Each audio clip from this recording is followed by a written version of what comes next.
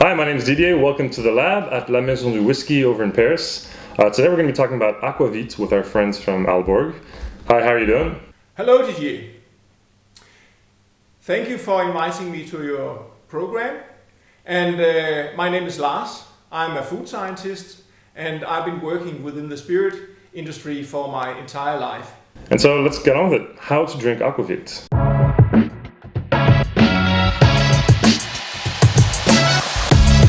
So aquavit is a Scandinavian specialty. You guys are over in Denmark, but I believe they also make it in Norway, Sweden. What are the traditional local styles, if there are any? What makes Danish aquavit a little bit different? An aquavit is defined due to or according to the EU legislation. In the EU, you have defined an aquavit as a spirit product that has a alcohol strength about 37.5% by volume, and it should have a characteristic taste of either dill seed or caraway seed. First you have to look upon the main aquavit producing countries, and here we are talking about 3 Scandinavian countries. We are talking about Norway, Sweden and Denmark. All of us are using column distillation technique as well as pot distillation techniques. But now the differences start because the Norwegians, they make aquavits where they use the cask maturation, whereas we in Denmark and Sweden do not use that as often. In fact, it is so that if you have to call an aquavit a Norwegian aquavit, then it has to be cask matured. In Denmark, we do not cask mature that often, and neither do we that in Sweden. When we are talking about the category as such, we have differences from an ingredient point of view, although we all use dill or caraway seed, but the Norwegians, they add star anise and they add anise, whereas the Swedes, they add fennel and anise. Okay, and as far as now the big question, how do you drink aquavit? I think a lot of people maybe in France and other countries don't really know how to approach it. First of all, neat, is this something you drink neat? What temperature, room temperature, cold? What kind of glassware? Well, we Danes, we use it neat together with food.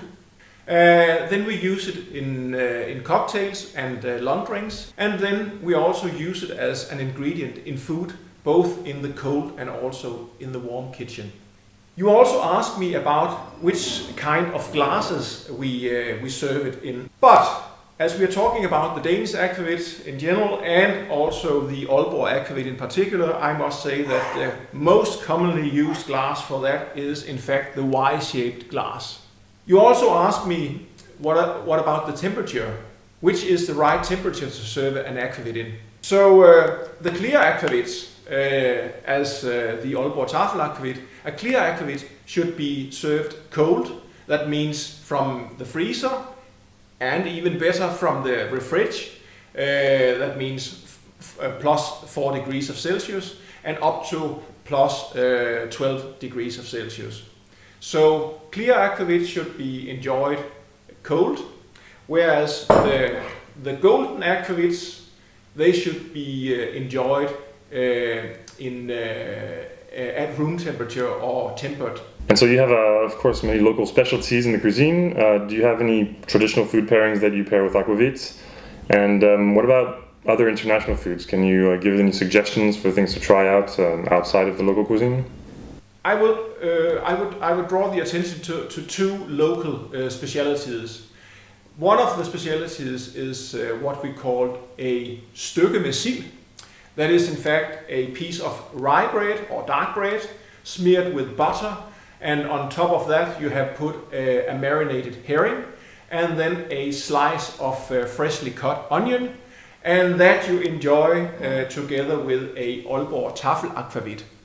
Another very important concept of food in Denmark is what we call in Danish smørrebrød, or in English called open sandwiches. That is not very covering for what smørrebrød in fact is, as smørrebrød recently has developed into high gastronomy. You still can find what we normally eat, but you can also find smørrebrød today at the 3-star restaurant in Copenhagen.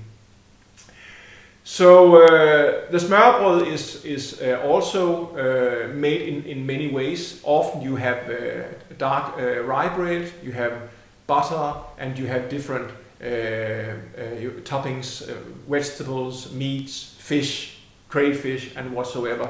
As you probably don't have smørrebrød and in Sillemad in France, then I would recommend that you try our aquavits together with fresh fish. So there's a lot of possibilities to find an aquavit that goes very well with a lot of food that you have already in France. When we are talking about these two products here, I would recommend that you start with cheeses, with different cheeses, and try to use that as long as you have